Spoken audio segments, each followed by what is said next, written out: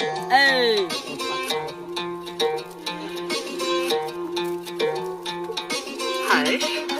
भोरे भोरे पेट सबूज के निकलो छौरा रे गांजा पिएला धराना हथौरा तू चिलम के धुआं जाते हुआ काश सब तोरा देख ले तू बहुते पास तनी से भूख लागी गांजा पिए सब थोड़ा यहाँ चिलम के जिए बोले के चला है तू हमर गुरु मैं तेरा चेला हूँ गांजा पिएला मैं चलता है अकेला सबके न साथ चिलम अपने धराया हूँ बेटा तू गांजा पिलाया हूँ ये तेरे में पास में बैठता हूँ गांजा धरा अगर न होता तो चिलम मिला मैं क्या न भाई तनी शूटर दिब्बा गांजा पिएला तू चल बन हाँ कह छू तोरा उठा ले गन अरे आना तू हाय हाय ये चिलम से बाय बाय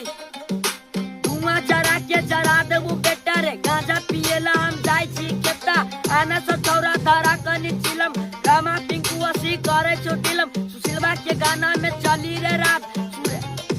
रोहिता के कौन बजाई पूरे बाजा लेके आयल बानी बहुते रे गांजा पिए वाला कहाँ गेलो सबके बोला सुशीलवा के गाना में गांजा धरा रामा गबै छो त चिन ले अकेला तत चला देबू रात में केला सब तोरा चिलम धरा न रे भाई तोरा कहे छियो फॉलो कर दे न आए